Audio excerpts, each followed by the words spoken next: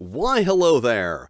It is week 3 of Zine month, 2K24, which of course means that I will now be looking at some projects from week 2 of Zine Quest, 2K24, because I cannot look at the projects from week 3 as they are still being put out throughout the entire third week.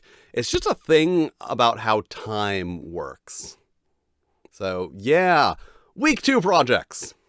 Starting with Martian Crawl Classics, a supplement bringing the world of H.G. Wells' War of the Worlds to Mutant Crawl Classics, which, if you're unaware, is basically the Gamma World version of Dungeon Crawl Classics.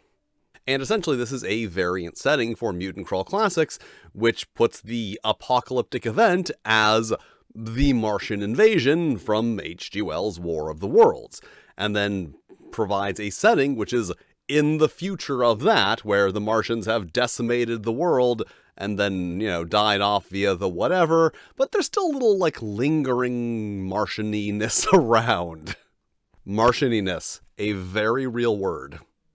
So basically, it's just a supplement that adds a new history and then, of course, Martians and Martian technology to the already chaotic mix of Mutant Crawl Classics. And this is also the recipient of this video's Golden Flump for my personal favorite project out of the specific group of projects that I am looking at in this video. I really like things that have a clear, simple concept and then just execute that concept without trying to be too clever about it. And this is a thing that asks a very specific what if, and then explains how they intend to answer that question. And also the concept is pretty cool, taking the mythology of War of the Worlds and building a post-apocalyptic setting around that.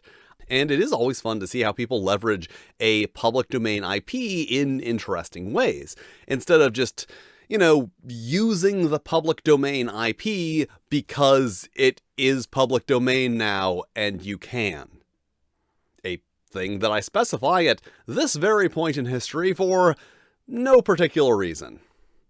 And next up, Slasher, a horror TTRPG about dying, which is a slasher-themed role-playing game. And I will be honest here, as should be obvious if you follow my content, I am just a really big fan of slasher films, and yeah, that can be enough to get a spot in one of these videos. And one thing I do like here is they seem to be operating under a wider understanding of slashers beyond just guy in a mask with a knife. Like, a slasher can be a ghost, or a monster, or a robot, or a guy in a mask with a knife. I will say, they do not mention how or if they are addressing the probable character death issue, but that's just really a big overall issue for horror role-playing games in general, so while I do give people a lot of credit for addressing it, I can't automatically fault ones for not doing so when that is by far the norm. And next, 100% Modern Ghosts, which is a comedic horror journaling game about mythologizing the mundane by identifying the things that are clearly the actions of ghosts and not just normal everyday occurrences. And the really, really interesting thing here is this is not an exclusively solo game. Like, they are putting out 2 volumes, each of which has 3 different ghosts in it that you can journal about. And while some of these are intended for solo play, others are intended for multiple players. And as journaling games become more and more popular, I do really like seeing people experimenting with how we do that format. Also, it's not like a lighthearted journaling game about ghosts isn't something that I have an existing noted fondness for.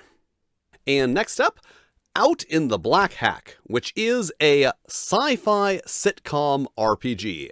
So, emulating something like Homeboys in Outer Space, or, other TV shows which are less culturally significant than Homeboys in Outer Space. And it uses a system which is a few steps removed from the black hack, so, a hack of a hack of a hack. But the interesting thing here is that they do seem to specify that the rules are tailored specifically towards a comedic role-playing game experience.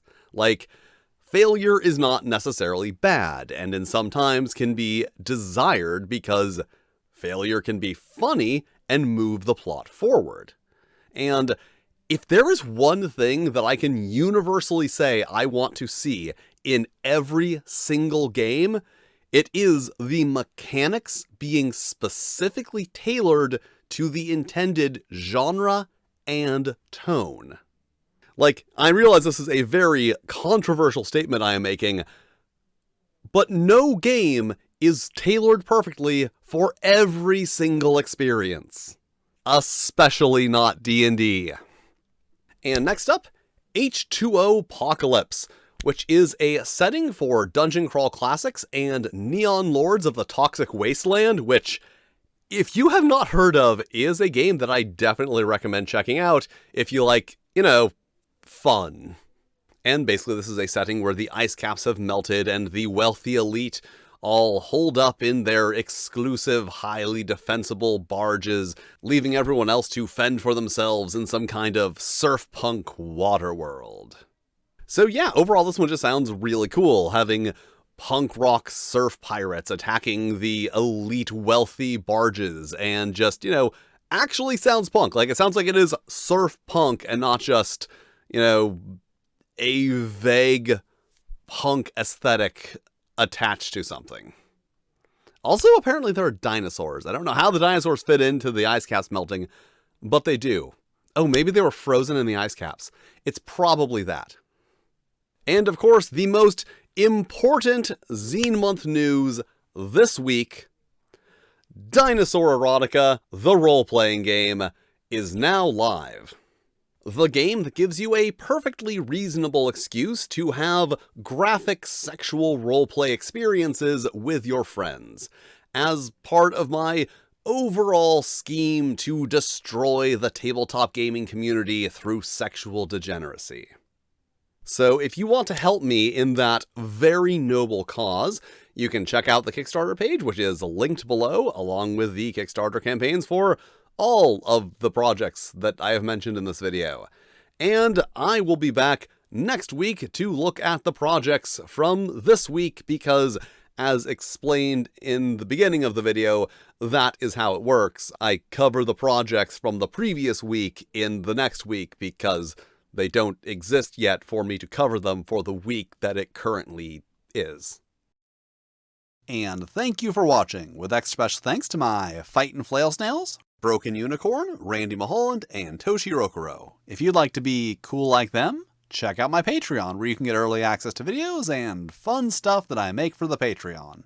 But if you don't want to do that, that's cool too. You can still hit all the lovely buttons, like, subscribe, these other videos floating around screen that either myself or the cold, heartless YouTube algorithm have lovingly selected for you, which I'm sure are lovely videos that you will also enjoy. And I will see you next time.